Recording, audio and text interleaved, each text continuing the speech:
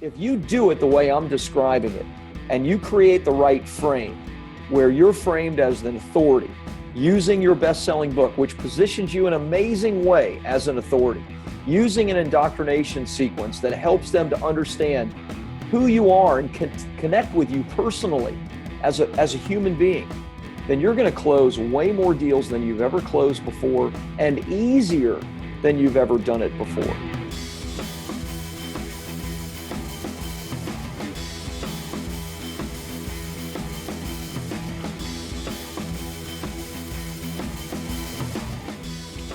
All right, guys, Rob Kosberg here from Bestseller Publishing.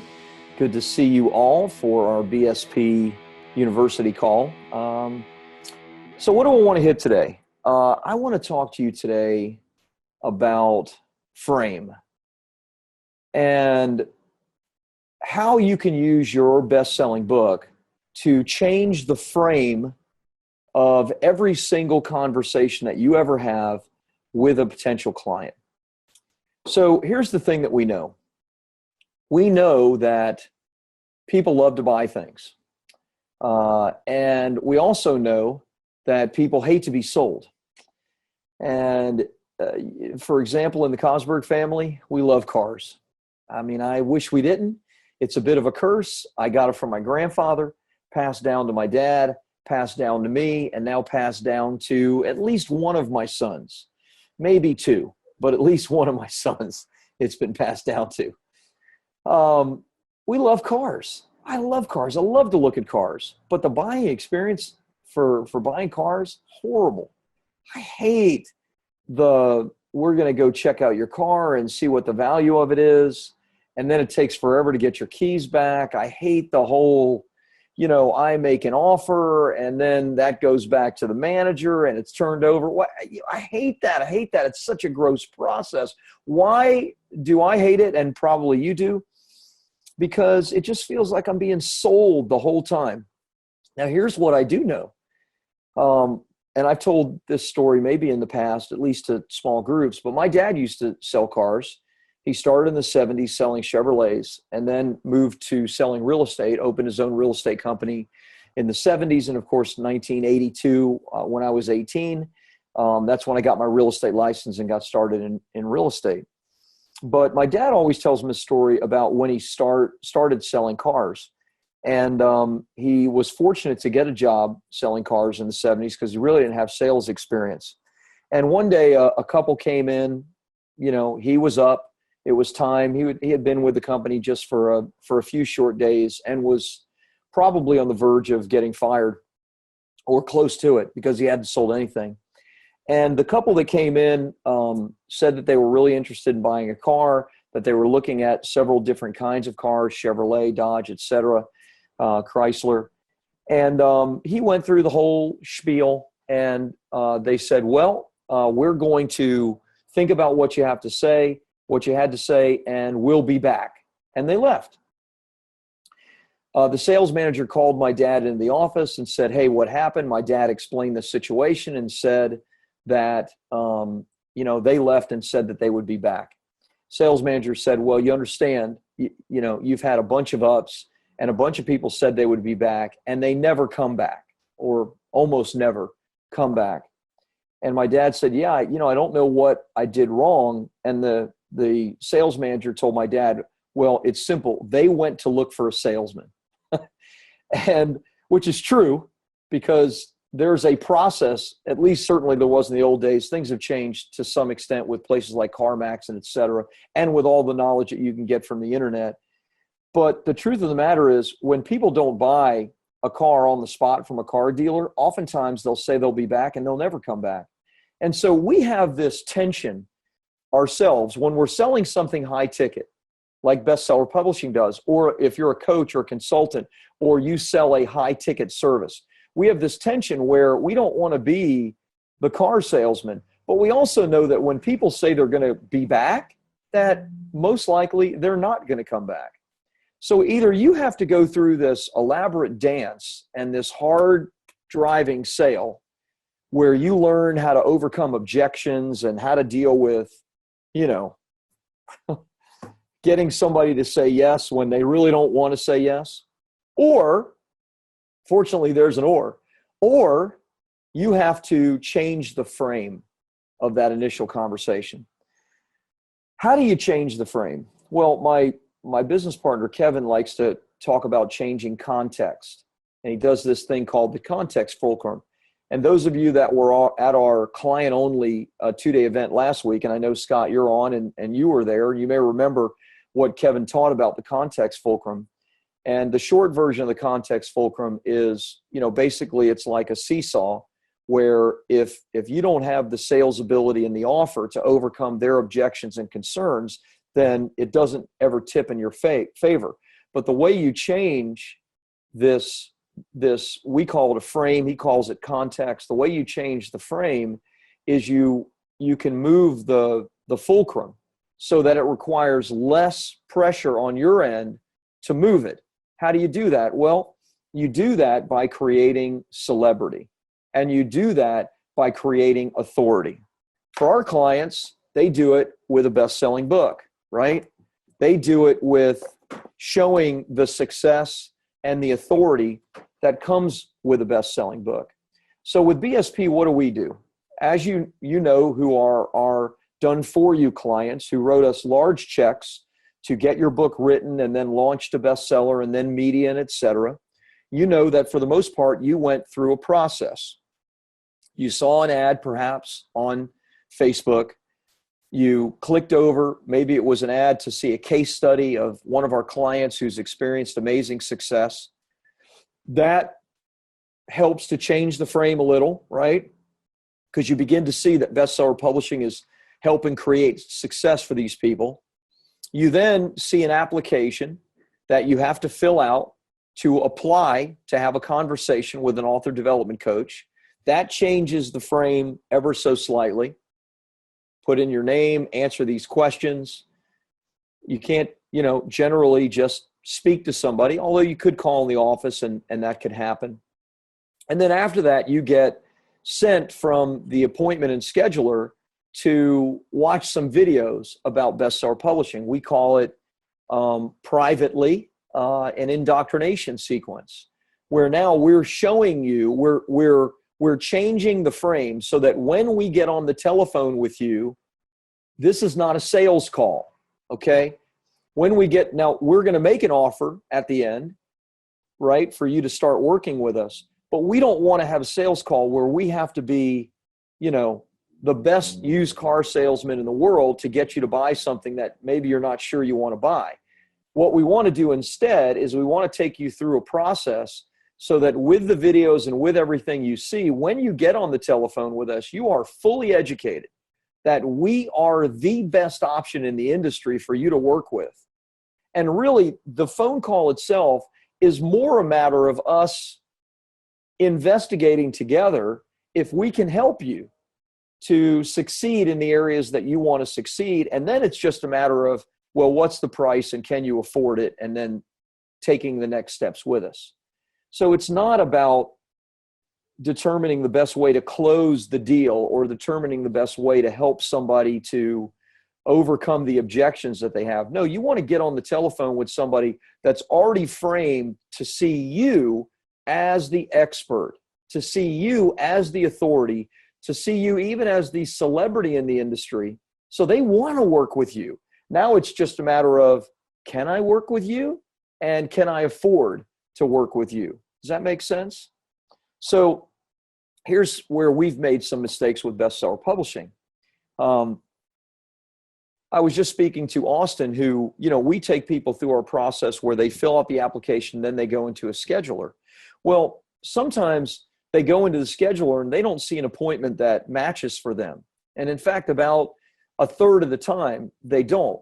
So we have, if we get, 70 applications in a week, and that's an average week, then probably 20 of those applications, we don't have a scheduled appointment. So Austin, generally it's Austin on our team, will get on the telephone and call that individual and then let that individual know, okay, we see that you weren't able to schedule a time. So I have Bob's calendar in front of me and David's calendar in front of me, and let's go ahead and figure out a good time that we can get you scheduled for your call with your author development coach. And he does a fantastic job at setting up those appointments. Well, here's where we've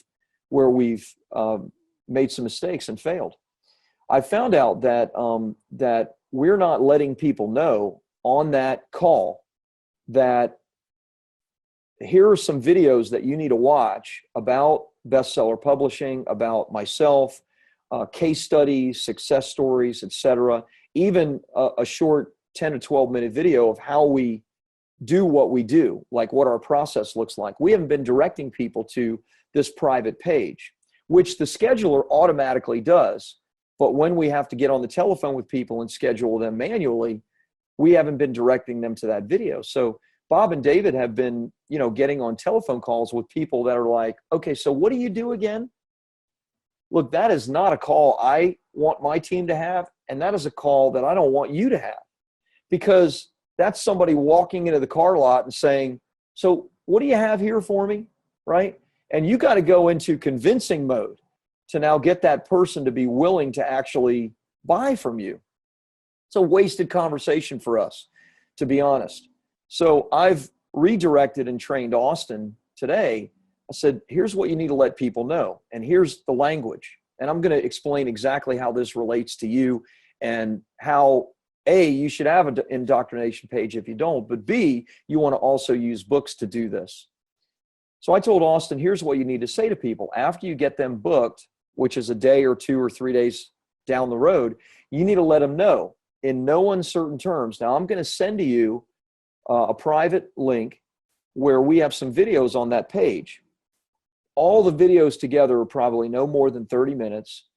And I want you to understand, you need to watch these videos before the call with Bob or with David. Now, if you don't watch the videos before the call, Bob and David are going to ask.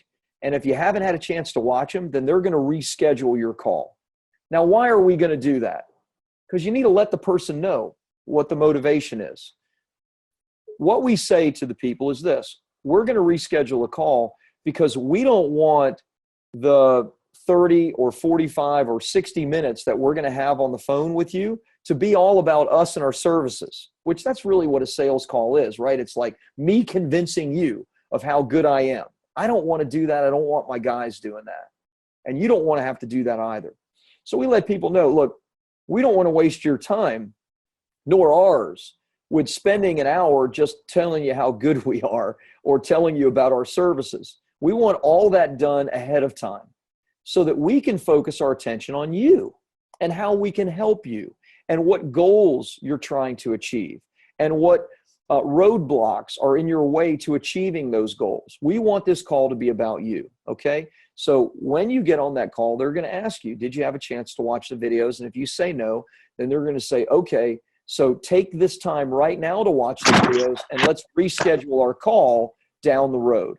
Does that make sense? Let me mute everybody. So there's a lot that you need to learn from this, obviously. Having your own indoctrination process. If you're selling anything, higher ticket, coaching, consulting, any type of service-based business, anything having to do, even medical, legal, etc. That is a process. There's a sales process, a point at which somebody takes out their credit card or writes a check or whatever to pay for your services. There needs to be a process to where you do that.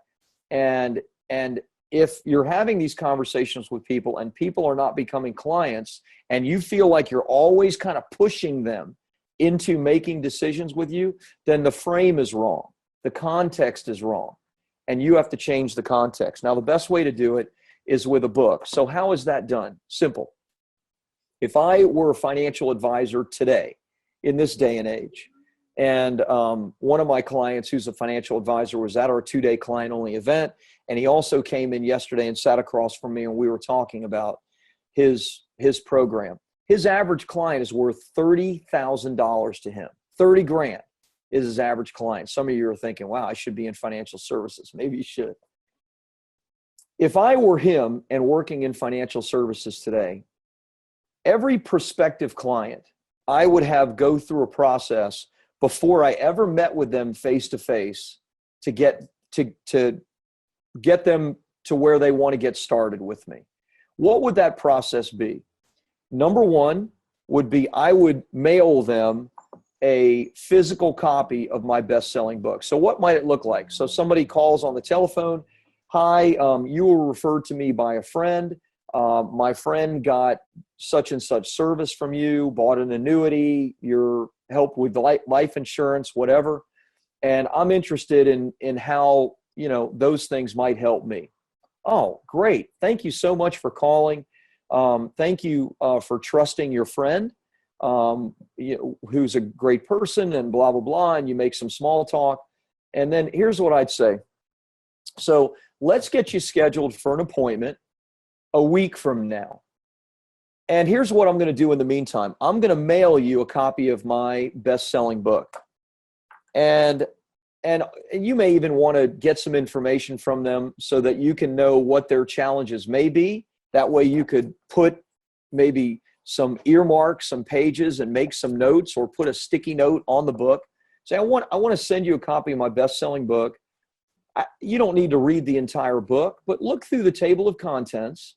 And in the next week, look through the table of contents and see, because I have it built in such a way that you can see which chapters might be most interesting to you and you think might be areas where you need something solved. And I want you to read those chapters prior to us getting together in my office next week. And here's what I'm also going to do. I'm going to send you a link to a website. And on that website is a little bit of about my story and how I came to do what I do. We might call that the hero's journey. I wouldn't say that to the individual, but that's a little of what you see in my indoctrination page. Gets them to know you personally, why you do what you do, why you believe what you do believe.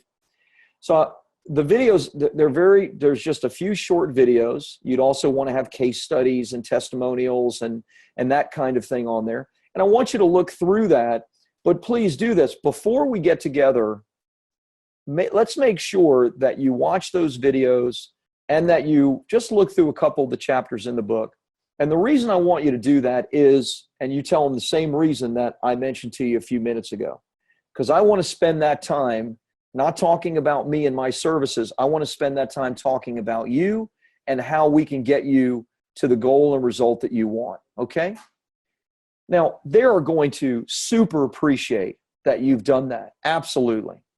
Yes, you've slowed down the sales cycle a little bit, but if your client is worth $5,000, $10,000, in the financial services arena, it might be 30. In real estate, it might be $10, $20, $30,000. Slow it down a little bit and make sure that you have the right frame in place prior to getting into that appointment, because you don't want to have that appointment and it just not go to a conclusion. Here's the thing. When you get in front of somebody or you get on the telephone with somebody, you want to make sure they have all the information that they need about you, and you are framed properly as the expert, as the authority, even the celebrity, using your best-selling book, so that when that call happens or when that appointment happens, they can make a decision then. There's nothing else to think about. They've looked at Dodges and Chryslers and Fords, and now they're looking at a Chevy. And now they know everything about your Chevy. Now it's time to make a decision, right? They don't need to go back and think about anything else. They need to make a decision at that point. If you do it the way I'm describing it, and you create the right frame where you're framed as an authority, using your best-selling book, which positions you in an amazing way as an authority, using an indoctrination sequence that helps them to understand who you are and connect with you personally as a human being, then you're going to close way more deals than you've ever closed before and easier than you've ever done it before. You need to do this process with every potential client down the road. If you do, it's going to make a radical change in your business. Hey, thanks so much for watching this video. Every week, we're posting tons more content to help you to publish, promote, and profit. So go ahead and subscribe now to the channel and click the bell icon to be notified whenever new content is available. And if you're interested in my latest book, Publish, Promote, Profit, just go to publishpromoteprofit.com.